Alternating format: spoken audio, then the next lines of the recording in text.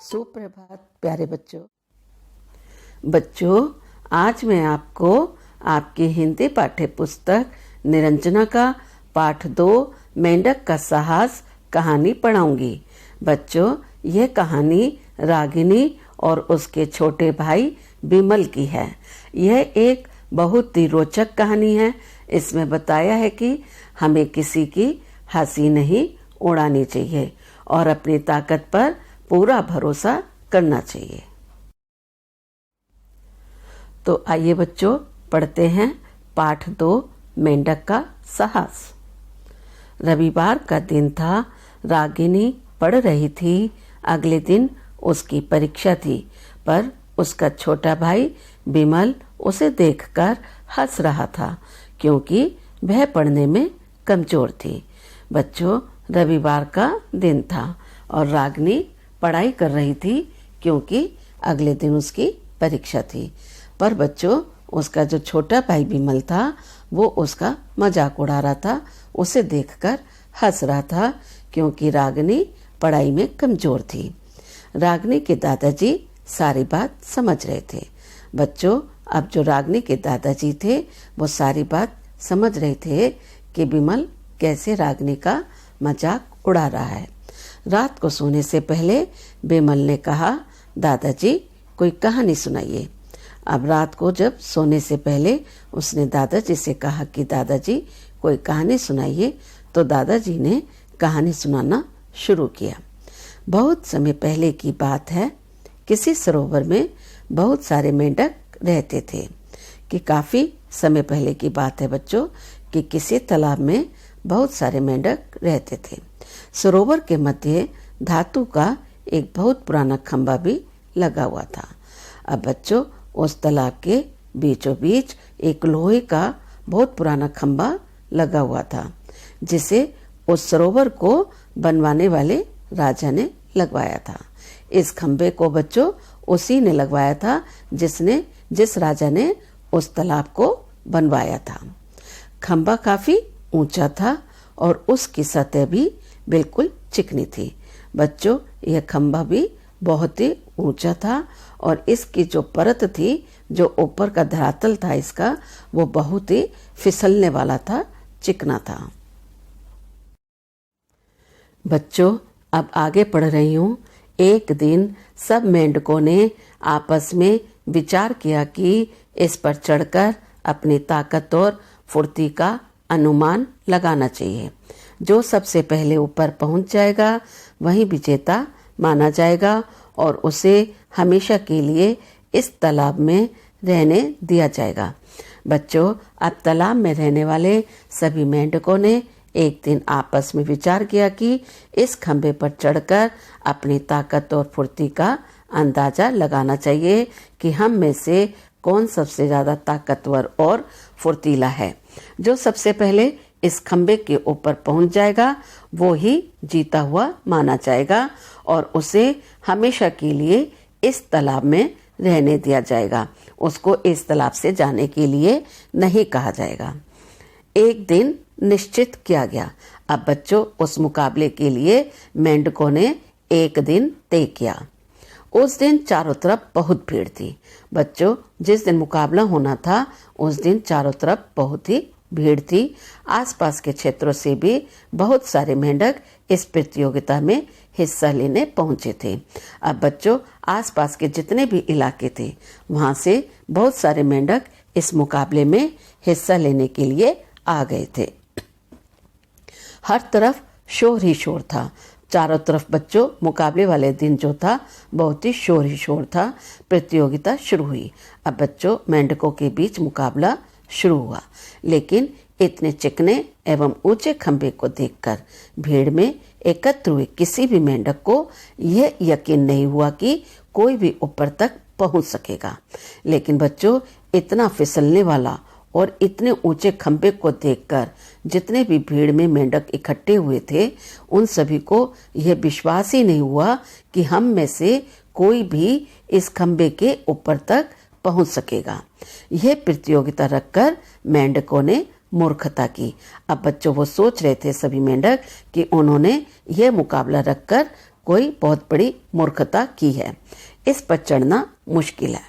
उन्होंने कहा कि अरे इस खंबे पर चढ़ना तो बहुत ही मुश्किल है।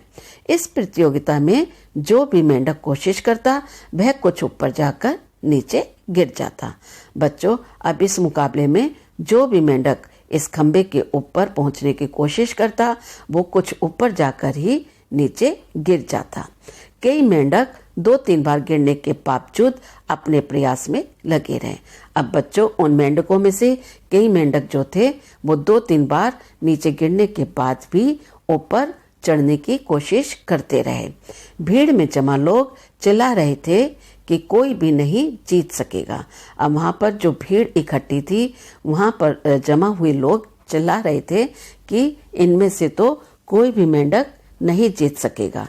यह सुनकर उत्साहित मेंढक भी हताश हो गए और उन्होंने अपना प्रयास छोड़ दिया। बच्चों, लोगों की ये बात सुनकर कि इनमें से कोई भी नहीं जीत सकेगा, जिन मेंढकों में उत्साह था बच्चों, वो भी निराश हो गए और उन्होंने अपना प्रयास, अपनी कोशिश छोड़ दी ऊपर चढ़ने की। लेकिन उन्हीं मेंढकों के बीच एक छोटा सा मेंढक था जो बार बार गिरने पर भी उसी जोश के साथ ऊपर चढ़ने में लगा हुआ था। लेकिन बच्चों, उन्हीं मेंढकों के बीच एक छोटा सा मेंढक था जो बार बार गिरने के बाद भी उसी उत्साह के साथ बार बार ऊपर चढ़ने की कोशिश करता था। वह निरंतर ऊपर की ओर बढ़ता रहा और देखते ही देखते खंबे के ऊपर पहुंच गया। वह बच्चों निरंतर अभ्यास से लगातार अभ्यास करता हुआ, लगातार कोशिश करता हुआ बच्चों वो खंबे के ऊपर की ओर बढ़ता गया और देखते ही देखते वो खंबे के ऊपर पहुंच गया। वह विजेता बनकर खुश था। उसकी जीत पर सबको बहुत आश्चर्य हुआ। बच्चों, वह अपने आप को जीता हुआ समझकर बहुत खुश था। उसकी जीत पर मुकाबले में आए सभी मेंढकों को बहुत ही हैरानी हुई। बच्चों, अब आगे पढ़ रही हूँ। सभी मेंढक उसे घेरकर खड़े हो गए और पूछने लगे, तुमने ये असंभव काम कैसे कर दिखाया? अब बच्चों, मुकाबले में आए सभी मेंढक उस छोटे से मेंढक को चारों तरफ से घेरकर खड़े हो गए और पूछने लगे कि तुमने ये खंबे के ऊपर चढ़ने का यह कठिन काम कैसे कर दिखाया? तब वह बोला, जब आप लोग हमें कमजोर कह रहे थे तब मैंने अपने उत्साह को कम नहीं होने दिया। यानी कि जब आप सब चिल्ला चिल्ला कर कह रहे थे कि हम में से कोई भी मेंढक इस खंबे के ऊपर चढ़कर जीत हासिल नहीं कर सकता, तब मैंने अपने उत्साह यानी अपने जोश को कम नहीं होने दिया। मैं लगातार कोशिश करता रहा। सभी ने उस मेंढक के जोश एवं प्रयास की खूब प्रशंसा की। अब बच्चों, सभी मेंढकों ने उस छोटे से मेंढक के जोश एवं कोशिश की खूब तारीफ की। रागिनी और विमल दोनों भी इस कहानी को समझ चुके थे। विमल बोला, दादाजी अब मैं और भी मेहनत करूंगा। रागिनी दीदी भी अच्छे अंक प्राप्त करेंगी। अगले दिन परीक्षा हुई। रागिनी ने सभी प्रश्नों के सही उत्तर लिखे। जब परीक्षा का परिणाम घोषित हुआ तो वह बहुत खुश हुई क्योंकि वह कक्षा में प्रथम आई थी। अब बच्चों, रागिनी और विमल दोनों भाई बहन भी इस कहानी से इस बात को समझ गए थे कि लगातार कोशिश करने से हमें सफलता प्राप्त हो सकती है।